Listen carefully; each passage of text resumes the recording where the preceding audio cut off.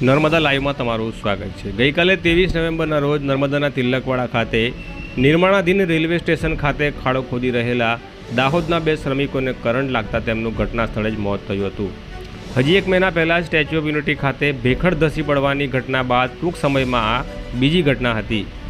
મરણ જનાર બંને યુવકોની વાત કરીએ તો એક યુવક ડામોર ગોવિંદભાઈ મનુભાઈ અને બીજા વિજયભાઈ બાબુભાઈ મેણા હતા। બંને પરિણીત હતા। એક યુવકની પત્ની ગર્ભવતી છે અને બીજા યુવકની પત્ની 6 મહિનાનું બાળક ધરાવે છે। ત્યારે હવે આ બંને યુવકોના મોત થતાં તેમના પરિવાર ઉપર આપ તૂટી પડ્યો। પરંતુ આ શ્રમિકો જે એજન્સી હેઠળ કામ કરતા હતા તેને આ ઘટનાની ગંભીરતા ન હોય તેવું લાગ્યું હતું। આ ઘટનાને 24 કલાક વીતી જવા છતાં પણ એજન્સી કે સરકાર દ્વારા આ પરિવારને આર્થિક સહાય મળે તેવી કોઈપણ પ્રકારની પ્રક્રિયા હાથ ન ધરાતા આખરે નર્મદા જિલ્લા આમ આદમી પાર્ટી પ્રમુખ નિરંજન વસાવા સહિતના સ્થાનિક નેતાઓ ઘટના સ્થળે પહોંચ્યા હતા અને એજન્સીના સંચાલકો સાથે તેમણે ટેલિફોનિક વાત કરી તેમને ઘટના સ્થળ ઉપર આવવા માટે ચેતવણી આપી હતી। નહીંતર તેઓ બંને યુવકોના સૌને લઈને સ્ટેચ્યુ ઓફ યુનિટી ખાતે ધરણા ઉપર બેસશે। આખરે આ ચીમકી કામ કરી ગઈ હતી અને એજન્સીના સંચાલકો ઢીલા પડ્યા। અમારા સૂત્રોની જાણકારી મુજબ આમ આદમી પાર્ટીના સ્થાનિક નેતાઓ તેમજ અન્ય સ્થાનિક આગેવાનોના પ્રયાસથી બંને મરણ જનાર પરિવારોને 50-50 લાખ રૂપિયાની આર્થિક સહાય તાત્કાલિક મળે તે રીતની રૂપરેખા આમ આદમી પાર્ટીના ડેડિયાપાડાના ધારાસભ્ય ચૈતર વસાવાની આગેવાનીમાં ઘડી કાઢી છે અને આ બંને પરિવારોને વહેલામાં વહેલી તકે આર્થિક સહાય મળે તે પ્રકારની તૈયારીઓ કરી દેવામાં આવી છે। પરંતુ એ પહેલાં નર્મદા આમ આદમી પાર્ટીના જિલ્લા પ્રમુખ નિરંજન વસાવાએ એજન્સીના સંચાલકો સાથે શું વાતચીત કરી હતી સાંભળી લો તેમના શબ્દોમાં। कल से आपके अंडर में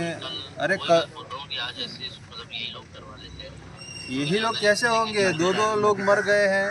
हाँ, आपको थोड़ा सीरियस लेना पड़ेगा इसमें और आपको तुरंत यहाँ पे आना पड़ेगा।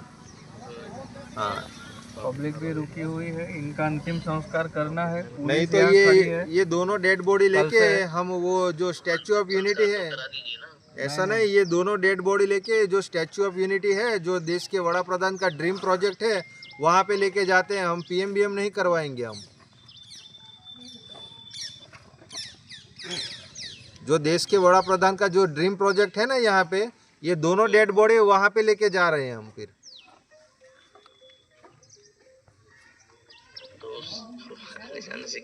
ऐसा नहीं तो आप सीरियस नहीं लोगे तो कल 12-1 बजे की ये घटना है और आप बता रहे हो मैं फैमिली के साथ हूँ। ये गोल गोल बातें हमें यहाँ पे आपकी सुननी नहीं है। आप यहाँ पे आ जाइए।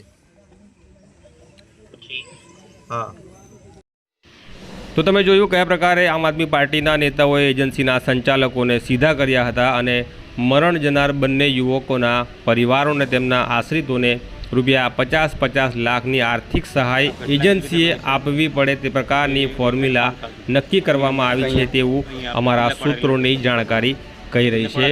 વધુ અપડેટ માટે અમારી સાથે જોડાયેલા રહેજો।